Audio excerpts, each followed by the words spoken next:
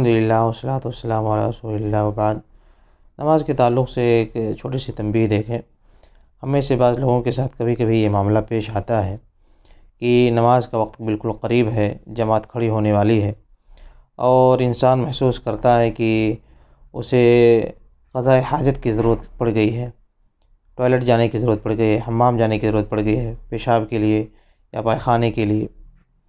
تو ہمیں سے بعض لوگ یہ سوچتے ہیں کہ ابھی اگر ٹوائلٹ میں چلا گیا تو پھر لیٹ ہو جاؤں گا، جماعت چھوٹنے کا خطرہ ہے، لہذا چلو پہلے نماز ادا کر لیتا ہوں، پھر بعد میں ٹوائلٹ وغیرہ جاؤں گا۔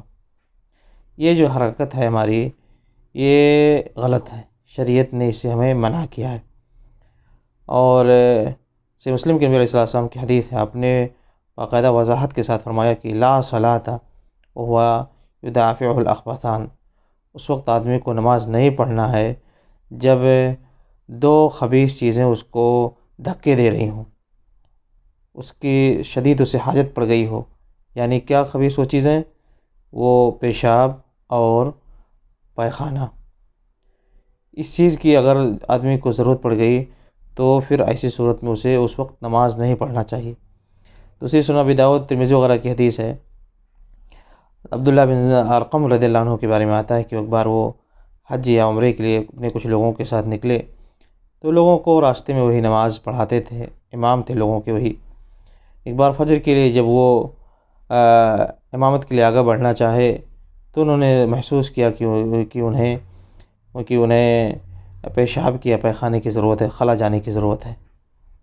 چنانچہ انہوں نے ایک آدمی سے کہا کہ تم نماز پڑھا دو، اور یہ حدیث بیان کی کہ میں نے نبی علیہ السلام کو فرماتے ہوئے سنا ہے کہ آپ نے ارشاد فرمایا اذا اقیمت الصلاۃ ووجد احدکم الخلاء فلیبدأ بالخلاء، اگر نماز کی اقامت بھی ہو جائے، اگر کوئی شخص یہ محسوس کرتا ہے کہ اسے پیشاب کی یا پیخانے کی حاجت پڑ گئی ہے، فلیبدأ بالخلاء، تو اسے چاہیے کہ اپنی حاجت سے پہلے فارغ ہو لے، اپنی حاجت سے پہلے فارغ ہو لے، پھر نماز کے لیے آئے۔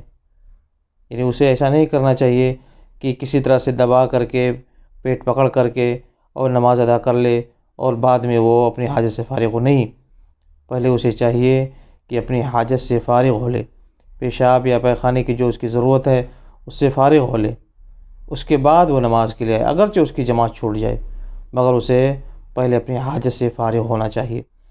تو یہ غلطی ہم میں سے کبھی کبھی بعض لوگوں کے ساتھ ہوتی ہے کہ ایسی ضرورت پیش آ جاتی ہے، مگر ہم یہ سوچ کر کے کہ کہیں جماعت نہ چھوٹ جائے اور کہیں ہم لیٹ نہ ہو جائیں تو سوچتے ہیں کہ ابھی ٹوائلٹ کون جائے گا، چلو نماز کے بعد فارغ ہو لیں گے۔ ایسا نہیں کرنا چاہیے۔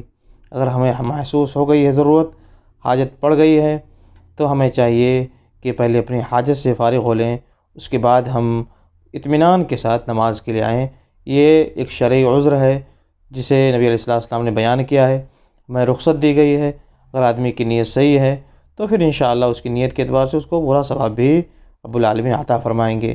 ہمیں چاہیے کہ شریعت نے جو احکامات جس طرح سے بیان کیے ہیں اس کو ہم ویسے ہی پکڑنے کی کوشش کریں۔